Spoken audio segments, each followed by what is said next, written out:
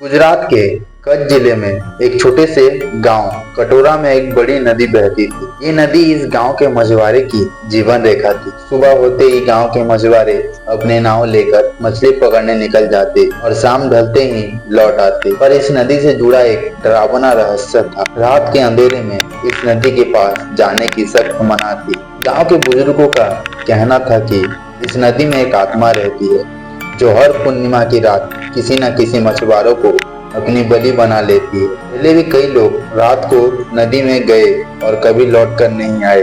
गांव के कुछ जवान इसे बस एक पुरानी कहानी मानते हैं। रमेश, जो हाल ही में इस गांव में आया था, इन बातों पर यकीन नहीं करता था। वो एक बड़ी शिकारी था और उसे ऐसी कहानियां में कोई सच्चाई नजर नहीं आती थी। अरे, ये सब बुड्ढों की बनाई हुई कहानियां है, कौन सा भूत होगा, रमेश ने हंसते हुए कहा। लेकिन गांव के बुजुर्गों ने चेतावनी दी, अगर तुम्हें अपनी जान प्यारी है तो रात के समय नदी के करीब मत जाना। पर रमेश ने ठान लिया था कि वो इस अफवाह की सच्चाई जानेगा। उसके दो दोस्त किशन और रवि भी उसके बातों से सहमत थे। अगर तुम चल रहे हो तो हम भी चलेंगे, किसान ने कहा। पूर्णिमा की रात आई, आसमान में चांद पूरा चमक रहा था। तीनों दोस्त ने अपनी लालटेन उठाई और चुपचाप नदी की ओर निकल पड़े। गांव के बाकी लोग अपने घर में बंद थे, लेकिन रमेश, किशन और रवि के अंदर उत्साह था। जब वे नदी के पास पहुंचे तो चारों तरफ गहरी शांति थी। ना हवा हिल रही थी, ना कोई आवाज आ रही थी। नदी का पानी स्थिर लग रहा था, जैसे उसमें कोई हलचल ही ना हो। अचानक पानी में कुछ लहरें उठी। तीनों दोस्त ने एक दूसरे की तरफ देखा। तूफान तो नहीं आने वाला, रवि ने धीरे से पूछा। आसमान बिल्कुल साफ है, किशन ने जवाब दिया। जैसे ही उन्होंने आगे बढ़ना चाहा, नदी के बीचों बीच एक परछाई दिखाई दी। वो एक औरत थी, सफेद साड़ी पहने, उसके लंबे बाल गीले थे और चेहरा झुका हुआ था। अरे, कोई औरत इस वक्त यहाँ क्या कर रही है, रमेश ने हैरानी से कहा। वो औरत धीरे धीरे उनकी ओर बढ़ने लगी, जैसे उसके पैर पानी में नहीं थे, वो हवा में तैर रही थी। किसान और रवि के दिल तेजी से धड़कने लगे। भाई, कुछ गड़बड़ है, हमें भागना चाहिए, किसान ने डरते हुए कहा। रमेश वहीं खड़ा रहा। ये कोई आम औरत होगी, डरो मत। जैसे ही रमेश ने उसकी ओर हाथ बढ़ाया, अचानक वो औरत जोर से चीखी।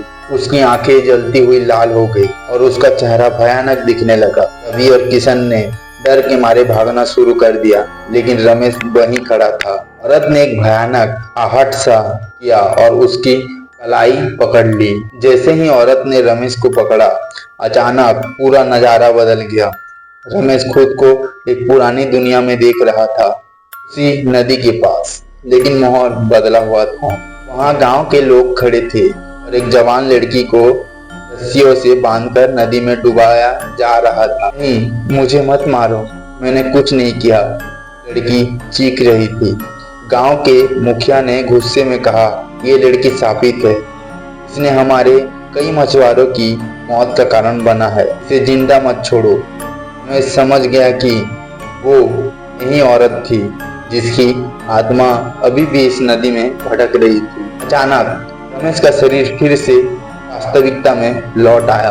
उसने देखा कि भूतनी का चेहरा अब उसे कुछ इंच दूरी पर था। तुम भी मेरी तरह मरोगे, वो बोली और रमेश को नदी में खींचने लगी। रवि और किशन ने गांव में पहुंचकर लोगों को बुलाया।